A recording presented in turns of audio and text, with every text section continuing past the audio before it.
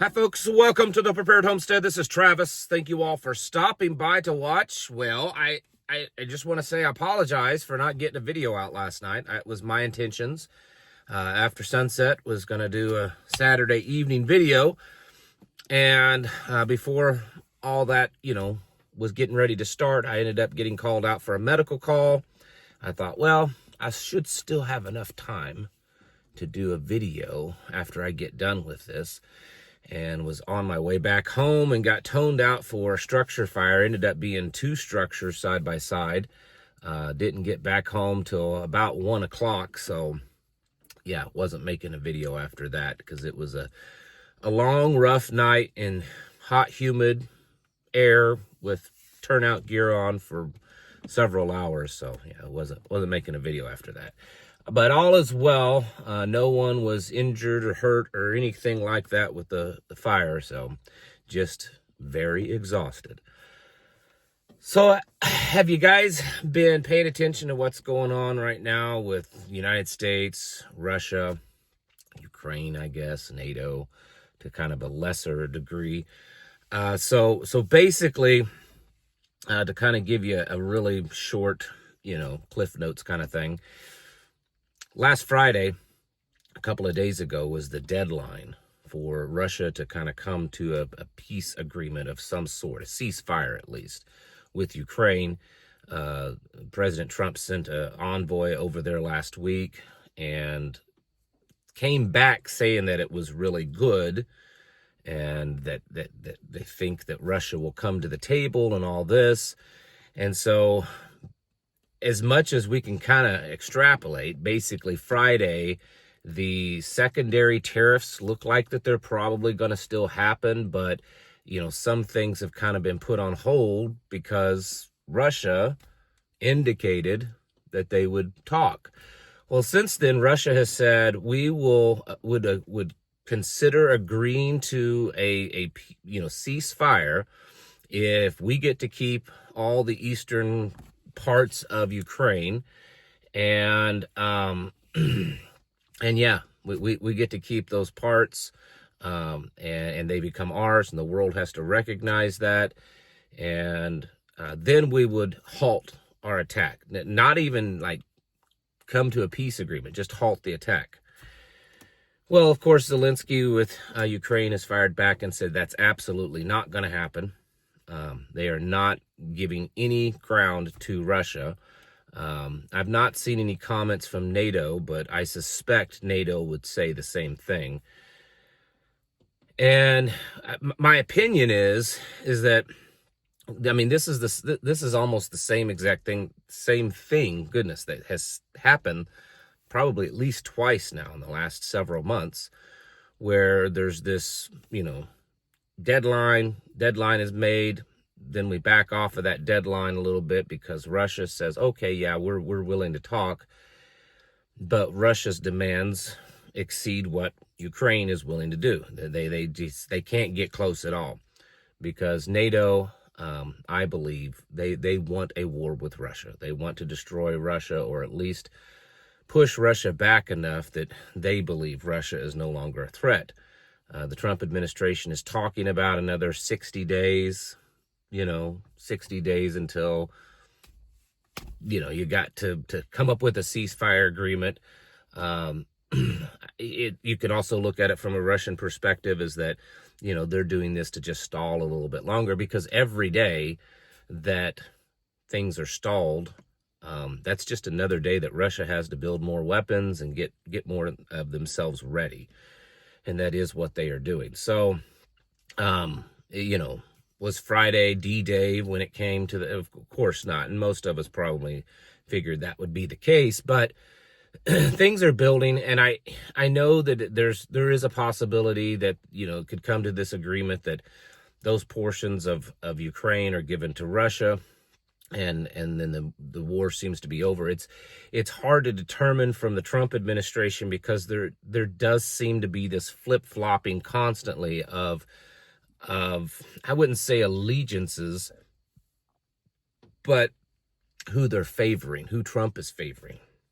He'll favor Putin for a while, And, just the last couple of days, he was talking kind of favorably that, yeah, Ukraine's going to have to give up some ground. There's going to be some swapping around of territory and things like that. But then, a few weeks ago, he was talking really harshly against Putin and saying that he couldn't be trusted and all this kind of stuff, and talking really good about Zelensky. And then before that, it was the opposite. He was talking great about Putin and putting down Zelensky. And it's this back and forth. And, from, if you could stand outside of all this and see it, it almost makes you think that maybe Trump isn't the right guy to negotiate peace, because he's just kind of, it's hard to tell where he's at. But, yeah, things are, I think they're still moving towards greater conflict. Russia has been kind of painted into a corner with this. And yes, great part, they've done it themselves. But they're in a position that they really can't back down. I mean, Putin is going to have a difficult time, and the Russian people are going to have a difficult time handling Russia backing down from this. It's kind of, they're getting really close to that all or nothing kind of point. And we've kind of backed them into a corner in this way, that if they give up or they come to a ceasefire, it's going to look like they've given up. Looks like that they've given up and kissed NATO's hand. And that's not going to go so well in Russia. That's going to make Putin look very weak. It would probably end his political career. And so it's unlikely that that's going to happen. I think they're just going to drag it out as long as they can, until NATO does something, or Ukraine does something to kind of cross that threshold of no return.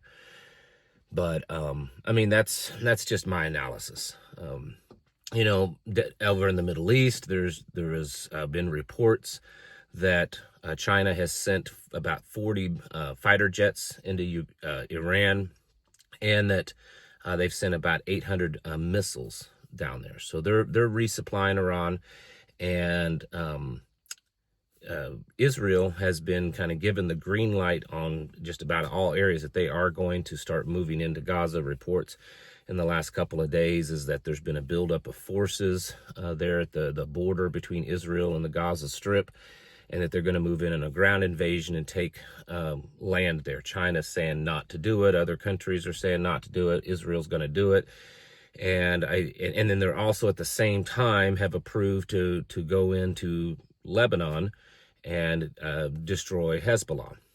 I suspect, and this is kind of a warning, that you could see some backlash here in the United States. I mean, the tensions have already been getting pretty high of the pro-Palestinian protests and stuff. They have gotten violent in many ways. There's been, violent acts, shootings and things like that. And people have, in the act, said free Palestine, that kind of stuff.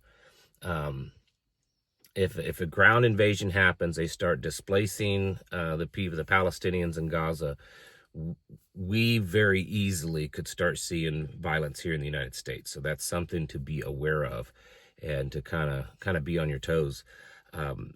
Just the conflict in general, it's happening. Trump has been kind of praising himself as the peacemaker, bringing about world peace. That makes me very uncomfortable and nervous, because that sounds very, I hate to say it. I'm not going to say it. Not going to say it. Very end time-ish. There's a new word there. End time-ish. So that's something to be kind of thinking about and aware of. Tensions in a lot of this stuff is rising, and things are getting drug out, but they're getting drug out because, as much as everyone knows that a war is coming, most of them don't want to get to that point, because they're still kind of uncertain. The United States is still kind of uncertain. I remember reading a few years ago, I think it was during COVID, there was an article, and it was, I can't remember if it was interviewing or written by, but it doesn't matter. He was a former intelligence agent with the United States, and his area was China. And he said China is very good at hiding what they have. He said, the truth is we don't really know a lot about what China has. He says, they're very good at that. He said, and that's what makes us nervous. You know, how much do they have? How good is their technology?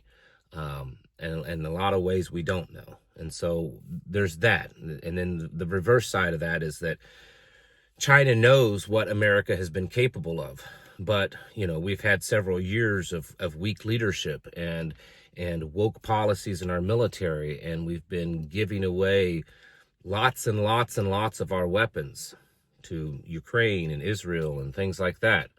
And so they're uncertain exactly where we are when it comes to our capabilities. And so that's probably a lot of what this kind of dragging things out.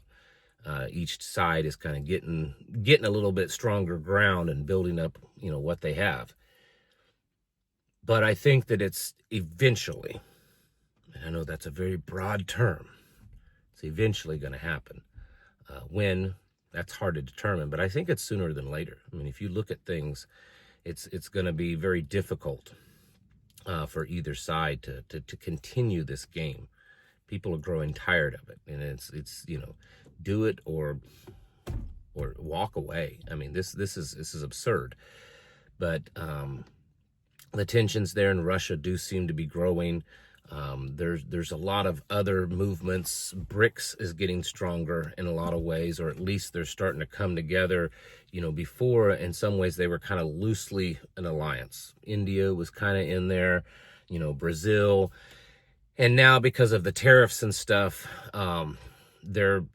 India and Brazil and China and Russia, you know, they're all coming together and saying, yeah, we've got to solidify things and work together to work against these tariffs that the United States is imposing on everyone, or on everyone's exports.